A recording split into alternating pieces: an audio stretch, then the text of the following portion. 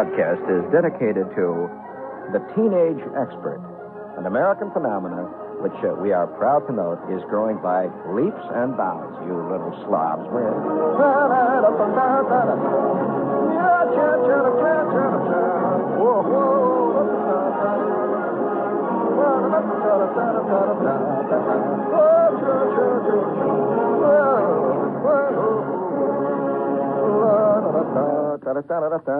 Have a little note here from listener types. He says, Dear Shepherd, I would like to wish that teenage expert a happy 20th birthday. Bum, ba-dum, bum. All right. I'll tell you what it's all about tonight. Yes, sir. You know, it's funny. I always get the same itches all the time, you know. I think that we never stop being what we are. I don't recall ever really changing myself, ever. You know? I don't think you feel much different right now, Al, than when you were a kid, do you? I mean, your knee hurts. But outside of that, no, really. And, you know, people have this myth all the time going that people change. They mature. They evolve. I've never seen it happen. I've never really changed. Well, I want to tell you, I got a terrible itch that happens every year. This happens to me. I was out at the airport the other day, and I'm standing around there by the ready line, a lot of planes there. For those of you who don't know why I go there, I'm a flyer type, and I'm out at the airport, see, and I hear off in the distance, just on the other side of the main runway where the weeds are high, there's a couple of signs out there, you know, for used cars and stuff. I can hear, wow, wow. And I look over there, and I see this model airplane. And there's about 6 kids in the field, and they've got a model airplane. You know, the tethered control type that you control from the ground? And it's going round and round in circles. And I stood there for a while watching that. While the guys are gassing up the plane that I'm about to fly, and I'm watching these kids out there. And every year, I wish I could do something about it. It's terrible. I shouldn't do this. I mean, I shouldn't think this kind of stuff. I get the terrible urge to build a model airplane. I really do. It just drives me, and I find myself looking in windows. I can't help it. When I walk past a window like, what's this place down on 32nd and 5th? A fantastic store place, toy place. What's the name of that place? Anyway, yeah, it's funny. It's at 32nd Street on 5th Avenue. If you don't know anything about it, it's wild. Now, this is not a commercial for you. I don't even know the name. But every time I'm in that neighborhood, I have to go there. I just have to. Now, that's almost a pure male thing. You agree with me there, Al? You don't see many women in that store. But it is fantastic. 5 floors. 5, maybe 6, 7, I don't know. But you go up in that elevator, and I'll tell you, they got one whole floor that's nothing but model cars. I mean, all kinds. They have track races, everything, model cars, scale models, gas models, electric models, radio control models. And then the next floor is the floor. I've never been a real car model cuckoo, particularly. I prefer real cars. But that next floor, man, that model airplane floor, every time I get on that floor, I walk around and I get that itch, that fantastic urge. I just can't help it.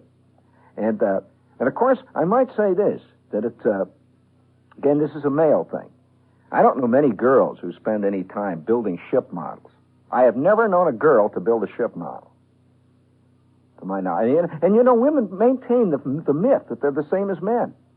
The only difference is a little wiring, you know, that's about it. They really do. This is one of the great beliefs that the Helen Gurley Browns of the world have. You forget it, I'll tell you.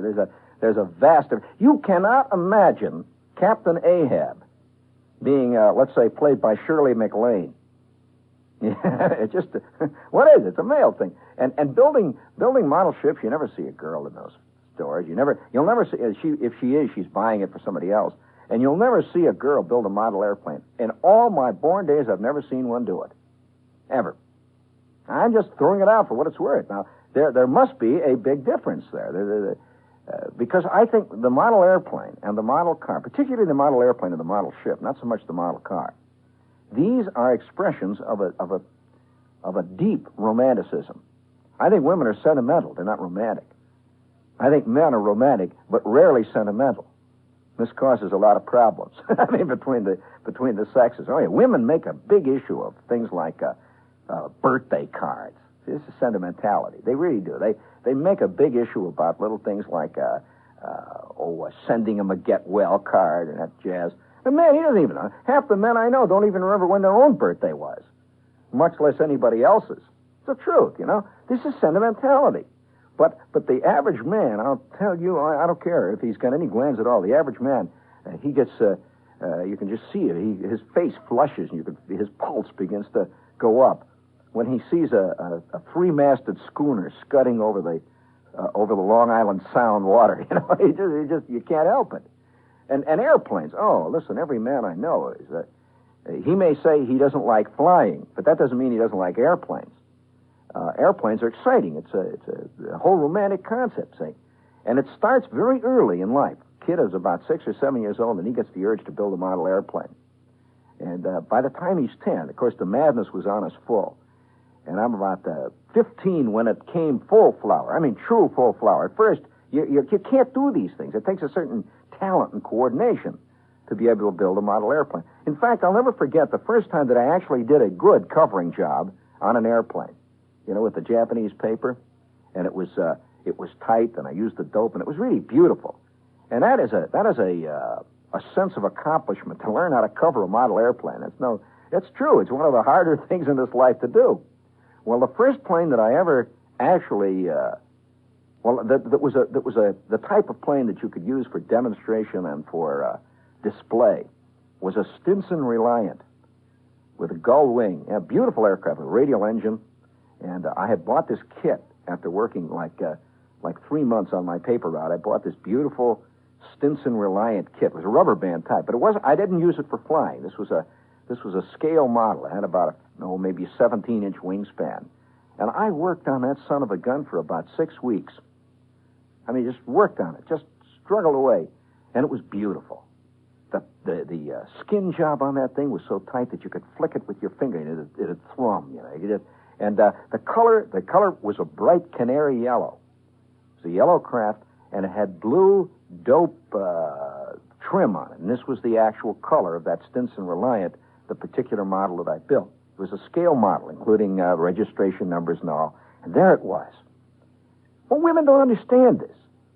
6 weeks I had this baby working on my card table. I had a card table in the basement. And then it was done. And that was the last touch was done. In fact, I remember the last touch, the rocker arm covers on the radial cowl. It had a cowl on it, spinner cowl. And had rocker arm covers. In each rocker arm cover, I had got myself a camel hair brush, and I very carefully painted it with black dope. Each rocker arm cover had this beautiful little black finish on it. What a model. Oh, beautiful. Well, I hung it up from the ceiling of my bedroom. And it was the absolute center of my life. I would come home every day, and it would be up there, and there'd be a little breeze coming through the window, and it would move, and it was my Stinson Reliant. One day I came home, and my Stinson Reliant is gone. I said, "Hey, Ma, what happened to my plane?" Ah! She said, "Oh, I knocked it down when I was cleaning the walls." "You knocked it down?" Oh, she said, "Yeah, well, it's not hurt much. It just broke a little bit." Just broke a little bit, that's all. Well, for you who have built model airplanes, I don't have to tell you the story. Broke a little bit meant that she had knocked it off the ceiling. She had one of these mops, you know, that you clean the ceiling with, and she cleaned it all right. Down came the Stinson Reliant, and she broke the left wing, right? Beautiful. The main spar busted. Forget the covering job. It was done. It was done. And she also cracked one of the longerons. Now, the longerons are the long spars inside the fuselage, which meant that the entire fuselage twisted. Forget it. She said, "It's only broke a little bit." Well, to a woman, that's true. It's only broke a little bit. Yeah. I can imagine some poor old duffer living up in Camden, Maine, you know, the kind of guy that he retires at the age of 70, and for the next 30 years, he is building a bolt-by-bolt, nail-by-nail model of, let's say, one of the great clipper ships. And finally, at the age of 92, he finishes it, and there it sits, a fantastic work of art. And 5 minutes later, his wife comes in and, quote, dusts it. Oh, it just broke a little bit. A few of them little... it's got too many of those little things on it. A few of those little threads came off, but you won't mind. I knew you could put them back on, Charles. Oh, I'm serious. This is one of the major differences between men and women. It really is. So I remember, this urge to build a model airplane. You can't explain it to women. It's just impossible. And my mother, for example, I would be down in a basement, see, and I had the plans. Now, any of you who have ever built model airplanes, you know that you take the plans, you cover them with wax paper, and you start pinning ribs down to the wax paper. Boy, it's a job, You've got everything laid out, and it takes... My mother used to come in, and she'd say, well, I needed the card table. She'd just take the pins up and, oh, forget it. I says, but, Ma, it was just drying. Look at that. Now it's ruined. She said, oh, no, you can glue it together again. To her, it was just simply a matter, I'm down there playing around, gluing things together. It never occurred to her. I imagine that. But this is a problem that men know and women don't quite understand. But all right, this is WOR, New York. Yes, I have here a letter here I just received from one of our victims up in Vermont. And he says, Shepard, I want to thank you. You have opened up my life completely. I am now loved in the neighborhood. There are women chasing me. I've been able to grow more hair on the top of my head, all because of that fantastic flying bird. He says, that thing not only flies, but I am flying now. So if you would like to try this, friends, you just send $3.98 to Flying Birds. Flying Birds, Department S, Post Office Box 1909, Grand Central Station, New York, New York, and the zip is 10017. Now, that's $3.98 per each, check or money order.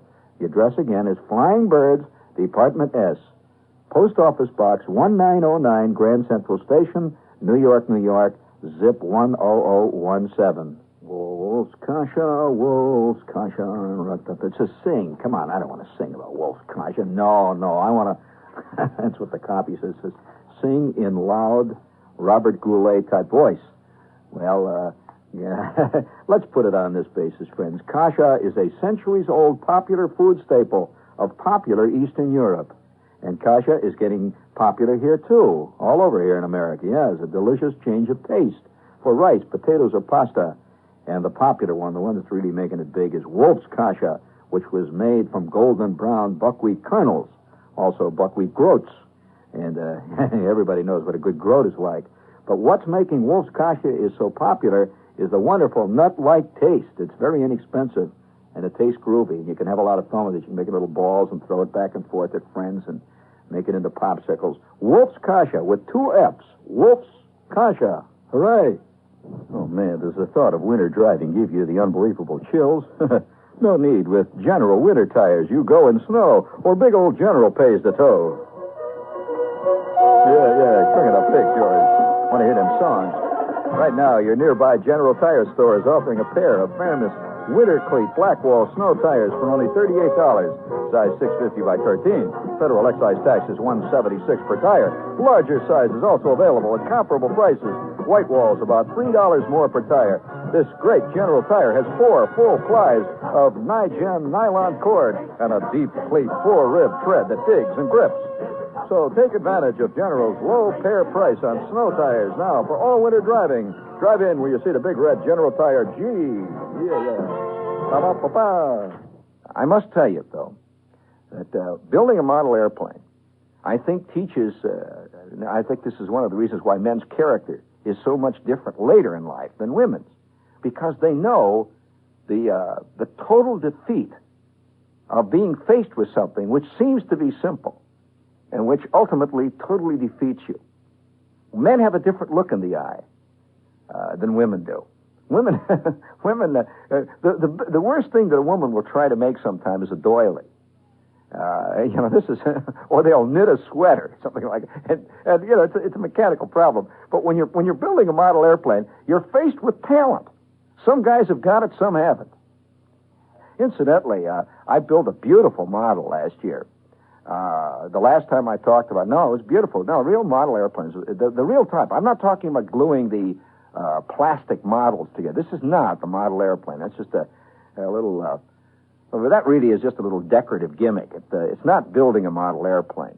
So when I'm talking about model airplane building, I'm not talking about going down and getting a kit that you glue the plastic wings onto the plastic fuselage and so forth. That's a very different process. I'm talking about building a model, literally building. The difference really is this.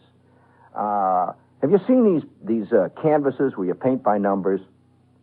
Well, it's a far cry from painting by numbers to painting a painting. Really a far cry. And that is the difference between building a model airplane that comes as a plastic kit and building a model airplane. Now, last year, I built a Curtiss Robin. I just wanted to see if I still had the old touch. And I got a Curtiss Robin. I got it at that place at 32nd Street there, 5th Avenue. And it's a beautiful model, and I built this thing, and there it was. What a feeling of accomplishment. You know what bugs me, though, is that half the guys who see it say, oh, yeah, I used to build model airplanes. And you ask them, and it turns out what they did was glue pieces of plastic together. They think it's the same thing. It's a very vast difference, and you can't explain it to them. But one year, and this is strictly a male adventure, so I might as well warn you. This is a male thing. Did you see the little note that came in from Cincinnati the other day in the Times? Well, you can't imagine girls doing this. I read this to you. An aerial photography adventure went awry as a helium-filled balloon with camera attached, used by 3 boys from suburban Kenwood, snapped its 1,000-foot line and drifted off. Quote, we did it before and went up to 450 feet. We got real good pictures, said Robert Seifert, 15. This time we wanted to go a little bit higher, but I guess we went too high. But now, wait, this is groovy, you know? These kids are doing aerial photography from a 1,000-foot high balloon. Now, that would never occur to a girl to do. Now, I know I'm going to get lots of letters from girls who claim this. But I've in my lifetime, I've seen a lot of women, I've seen a lot of girls, I've seen a lot of boys, and I have yet to see a girl even attempt a thing like that. Now, do you know what went into that little job those kids did? Well, first of all, it's not just a simple matter of attaching a camera to a helium balloon. You've got to get a technique whereby the camera will shoot when it gets up there. In other words, there's control problems involved. So any male type immediately thinks, these guys, 1,000 feet. Now, to begin with, it's not easy to get 1,000 feet of any type of cord that can hold a balloon at that altitude. Obviously, they didn't do it. The balloon got away. With their camera, too, by the way. Now, those guys are going to, this is going to be a thing. It's going to affect them for the rest of their lives. These guys, 25 years from now, I can see Seifert, and he's lying there on the couch, and the doctor's saying, well, now we've just got to get at the basic core. Now we've been working here for months, and you've been telling me about your mother and these traumatic experiences with these girls, but there's something really important that's bothering you. Now what is it? And Seifert's lying there, and I remember. Oh God. Doctor, I remember it was on a Friday afternoon. Me and Heine and Clarence was 15. And I had this Arcus camera I got for my birthday, see? And that was a 35-millimeter camera. And Heine bought some of these balloons, these surplus balloons, these surplus weather balloons you could buy. Oh, I can't talk about it. I can't. And the doctor says, now, you're just going to have to face it. These things have to be faced. We'll keep it right here in this room. Oh, it's not that. Not that I'm ashamed or anything, but I'll never forget. We got those balloons up. You see, Doc, I had this camera, and we figured we could take some pictures from the air, aerial photography. Yes, and then what? Well, we got it up to 450 feet. We got these great pictures. It took us 8, 9, 10 weeks to figure out how to trigger that thing. I remember that we worked it all out. We had a thread that came down. We had little rings on the balloon's cable that came down that held the thread so it wouldn't flop around. And then when we get up at 450 feet, we had to make sure, you see, that the camera was pointed downward, Doc. You understand that if you had aerial photography, you had them up with clouds, it's nothing. Well, we weighted the balloon, see, we put kind of fins on it, so it would kind of keep that camera pointed down. And the first time we tried it, it was great. We got a whole roll of 35. And the problem is not only just triggering the camera, but recocking it. You have to move the frame, That's not easy. Well, we've worked it out. It took us weeks, and we got these great pictures. Well, after we developed them, Jaime had a darkroom. Oh, boy, they were great. I can't go on. We should have stopped there. I can't go on, Doctor. Well, all right. Next week, maybe we can get closer to the problem. 5 minutes later, he's walking out in the street. He knows what the problem is. He remembers that balloon sailing off into the blue. Higher and higher and higher. Like his bursted hopes, his dreams. Carrying his Argus camera. The camera that he got from his Aunt Glenn for his birthday. Off into the wild blue yonder. And what's more, even, after that, they came around from the airport, and Ray's came with them for putting the balloon up for 1,000 feet without getting permission. They told him he was going to get arrested the next time he did it. They didn't even worry about his camera, which seemed to be heading towards Kentucky when it was last seen. Well, all right. You want to hear the story of what happened to me and Shwartz? Now, it's just like Seifert and his two buddies. I had been building Curtis Robbins and Stinson Reliance. Once in a while, I'd build a model. One of my best models was a model of a DC-3. I even had silver papers, beautiful, little American airline insignia on the side of it. Really proud of this baby. And the next step after you go from models that are driven by rubber band is gas models, of course. Well, there was this guy. There's a guy in town named Hickman. It was Hickman's Stationery and Hobby Store. He was the pusher. In fact, even when I see that name ever, remember when Jim Hickman played for the Mets? Every time I saw that name Hickman, I'd start breathing hard. Why? Because old Hickman in our neighborhood was the pusher of model airplanes. I'd walk past that store. I couldn't walk past it without getting excited. Because in the window, he had all these beautiful models, gas models, and all the model, the engines would all be laying out there in their little plastic cases. And, oh, boy. Well, Schwartz and I, one day coming home from school, saw a model in the window of Hickman's. Now, the name of the model, I don't know whether any of you model types know it, but it was a famous model called the Flying Quaker. Did you ever hear of the Flying Quaker? Well, the Flying Quaker was a prize-winning, internationally famous endurance gas model of the period. Beautiful monoplane, but it was 5-foot wingspan. Oh, it was a big baby. Oh, yeah, this is not... No, this is not tether. Listen carefully to me. Tether is for greasy kids. You know, the model where you hook the little wire on it that goes in circles. No, this was a free-flying gas model. Now, it had 5 foot. You could get you could get two types of planes. It was a 5-foot wingspan and a 6.5-foot wingspan. These were big babies. Well, now the kit alone, just for the plane, came to something like $20-25. It's a beautiful model. Well, Schwartz and I one day looked in this window, and we realized this was it. This was the next ultimate step. And we go in and talk to Hickman.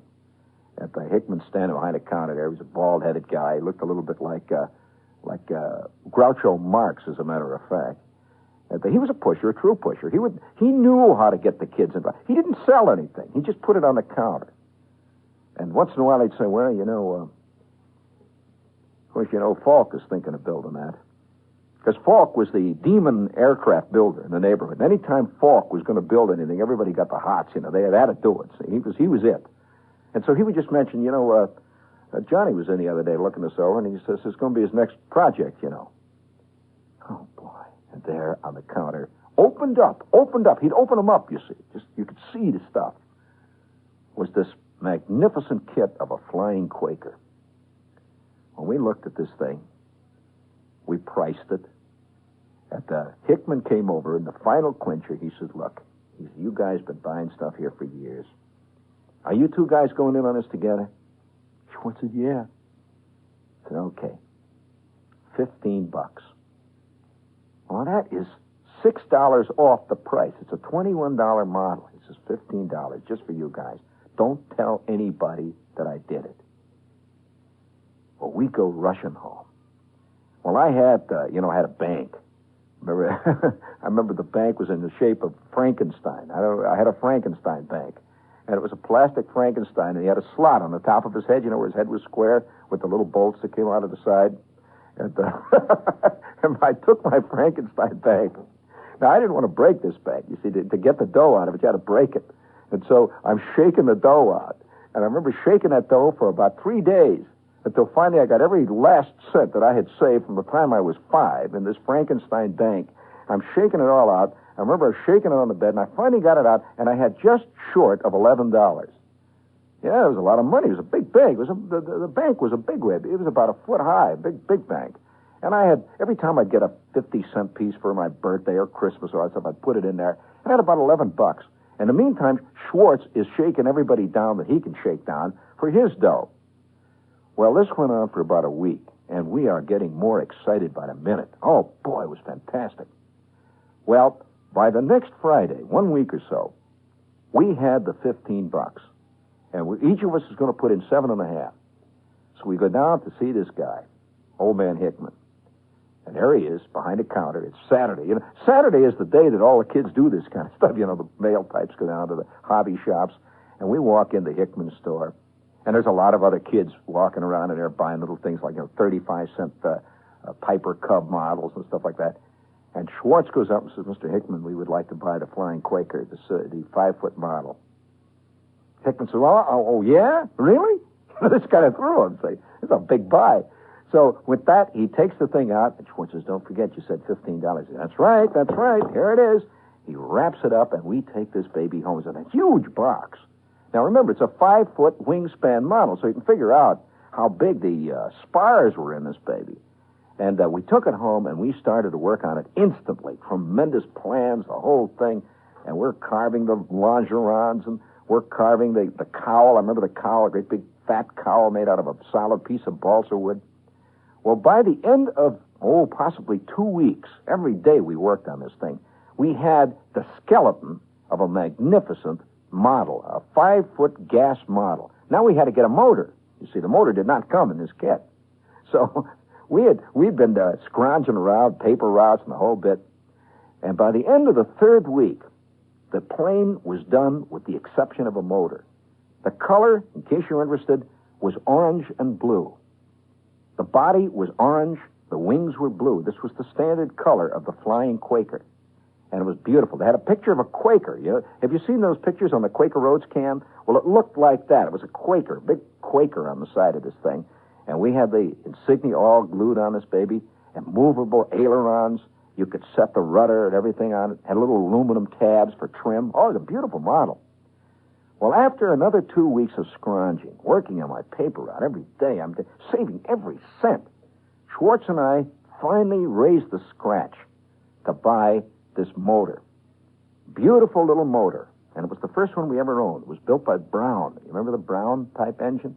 Beautiful little gas motor.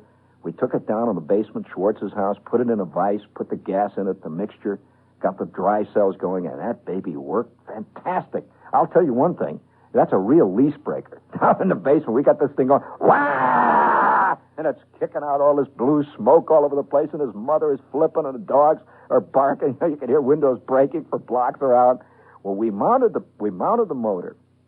Now, there are special techniques that you use to get these things finely adjusted. You put a couple of drops in first, and you take really short flights with the thing. Now, remember, this is not a tethered model. It is a free-flying model. Yes, 5-foot wingspan, free-flying model. Beautiful aircraft.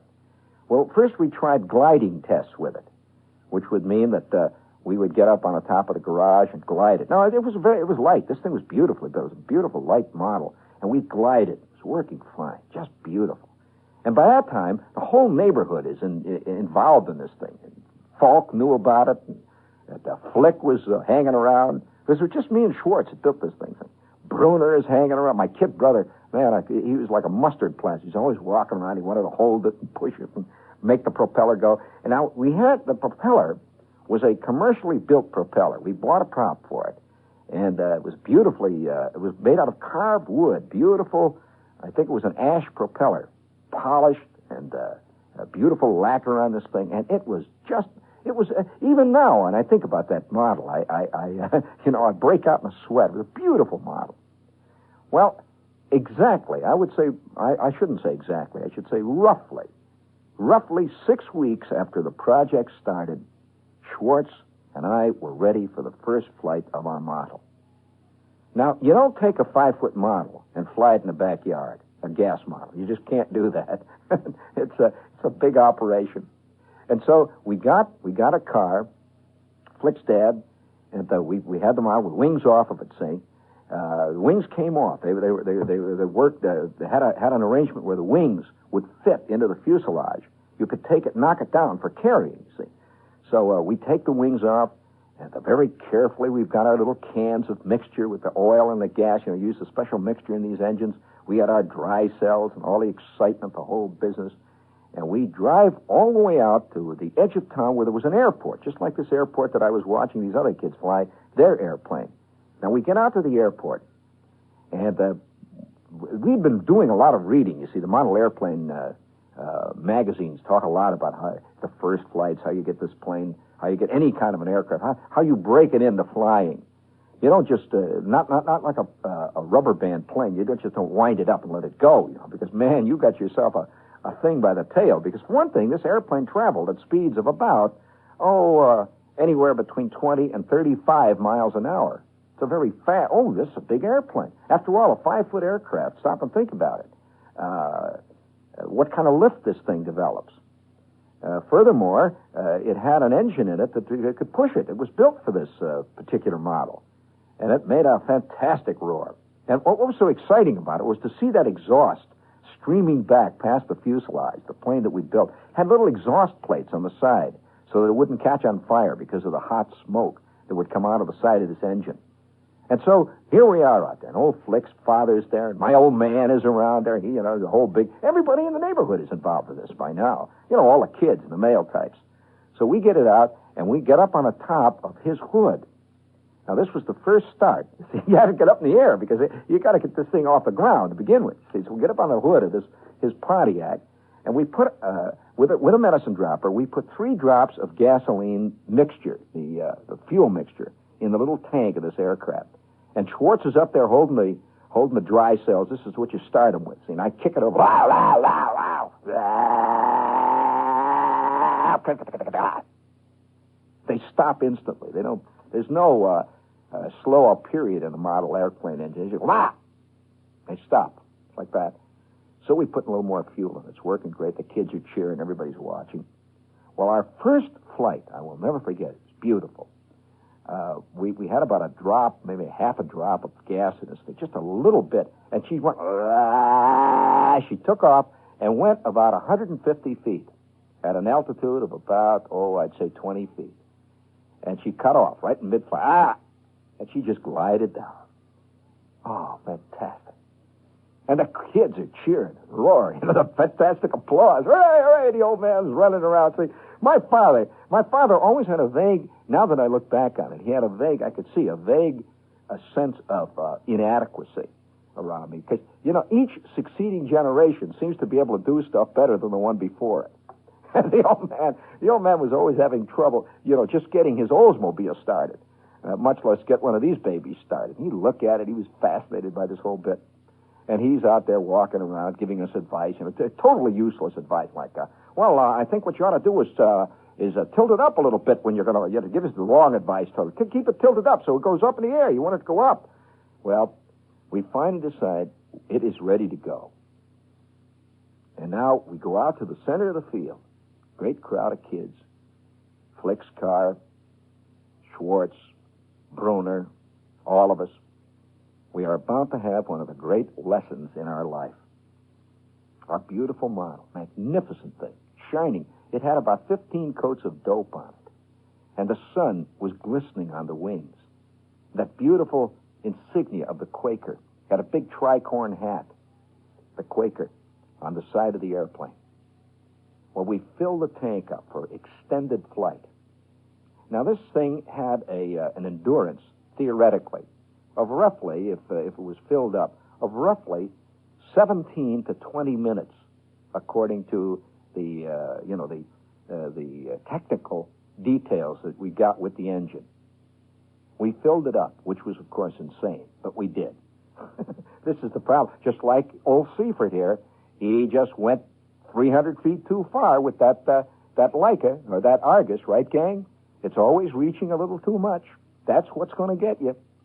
And so we filled the tank, drop by drop, and now she's ready for 17 minutes of extended flight. Now, we had been doing control tests, which meant that the plane was set to spiral. It was set to spiral in big sort of left turns, you can imagine. It was not going to supposedly fly away. Okay? Well, we're standing in the middle of the field now. Shwartz has got a hold of the dry cells. The old man is standing behind me. He's, while I'm holding it, you see. And we got Flick to kick the prop. I says, Flick, you kick the prop over now. And you just take this prop. Here we go. That would kick, and it spit a little of the fuel out the exhaust pipe. I'd say, come on, would you check and see whether any of that fuel's on the top of the plug, will you? It's wet or something. So we wipe off the plug. And then we try to get... And then after about 5 tries... Oh, I could feel that baby straining it. Just straining it, roaring. And Shwartz unhooks the dry cells, and now she's in my hands, ready for free flight. The sun is shining down. This is 2 months of work, the culmination of our dreams. This is the end of what it's all about. Wow, wow, wow, wow, wow, wow, wow, wow. The kids are running around yelling and hollering, and I remember Shwartz hollering, get out of the way now, get out of the way, let's give it some air, wow, wow, wow, wow, wow. And they fall back in this big semicircle. Well, now there's a technique, of course, of launching an aircraft. You never launch it downwind. You must always launch it into the wind, you see. So I move into the wind, and I'm holding this baby with just a slight tilt downward of the nose so she gets a little flying speed up. And the lift is all the ailerons and the rudder tabs and the trim tabs, and everything is adjusted. Wow, wow, wow, wow. And Shwartz says, okay, now hold on to it, hold on to it. Hold on to it a minute. I want to adjust the tail again. You see, because what was happening was that the slipstream, the tremendous kick from this rudder, or rather from the propeller, was making our controls straighten out. Literally, it was so Shwartz is back there adjusting the rudder again. See, so it would turn. Wow, wow, wow, wow, wow, wow, wow, wow. This time, the stabilizer's flopping up. Saying, wow, wow, wow, wow, wow. And I'm holding it. Boy, it's shooting blue smoke out all over my head. I'm coughing and snorting away, and the sun is coming down, and the kids are yelling and cheering, and Shwartz is back there adjusting the tail. Wow, wow, wow. I might point out that both of us had won prizes, incidentally, in model airplane building in several, at least 2 occasions. So we were not just amateurs in this field. We figured we knew what we were doing. And that prop is spinning full blast. There's no way, there's no acceleration or anything on these motors. They're either going full blast or they're stopped. That's it. So it's roaring away, and I'm hanging on this thing, and you could feel it. Airplanes are built to fly. They're not built to roll around on the ground or hang from ceilings. You can just feel the flight in this baby. Wow, wow, wow, wow, wow. She is screaming away.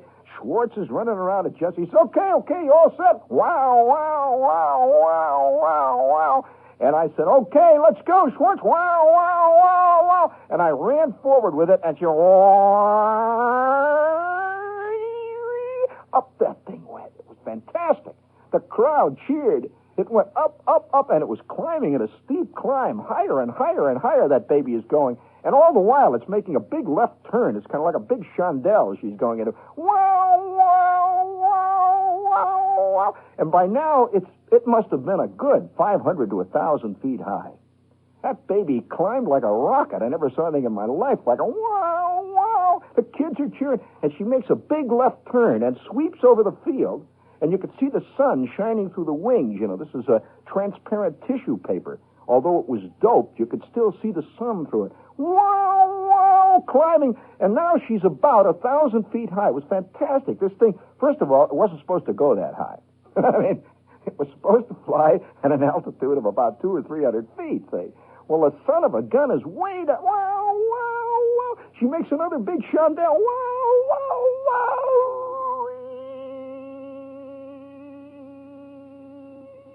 And she straightens out and heads into the sunset. Well, Flick says, quick, get in the car, we'll fire.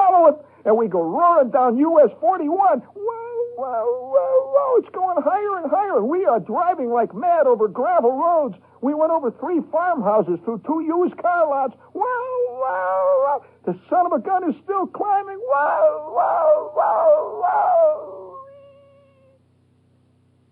And it disappeared in the blue.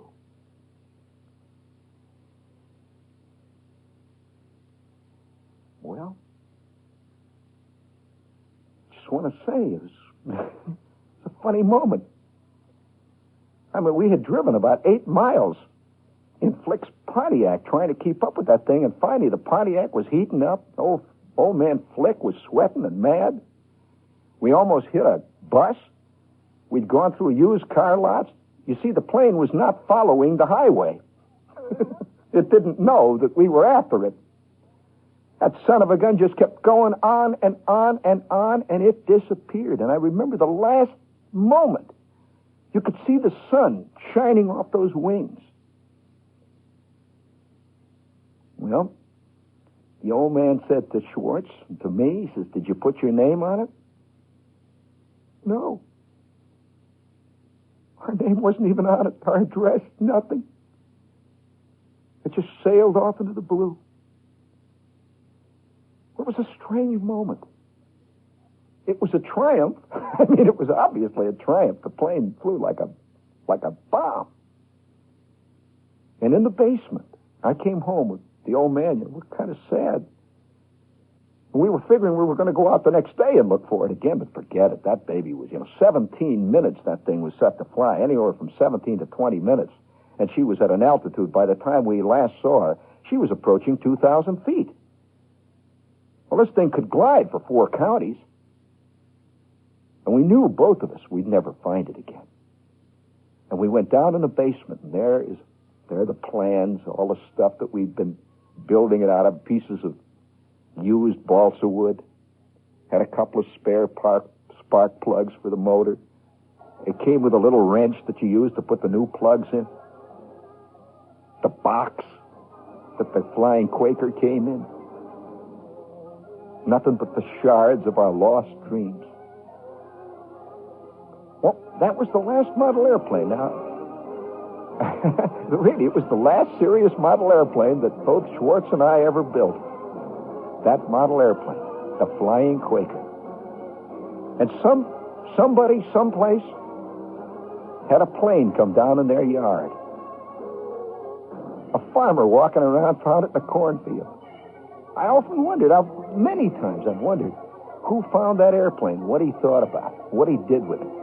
I would hate to think a bunch of kids got it and just, busted it up or something. The Flying Quaker.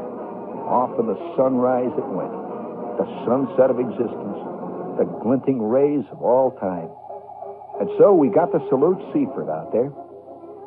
And his Argus camera at the end of 1,000 feet of string at the bottom of a helium-filled balloon, who had that last sad line that says it all. Well, we got such good pictures at 450 feet, we thought we'd go to 1,000. I guess it was too high. Yes, we can apply that to the moon shoot. We can apply that to a lot of things, friends. One last step, and that's the one that does you in.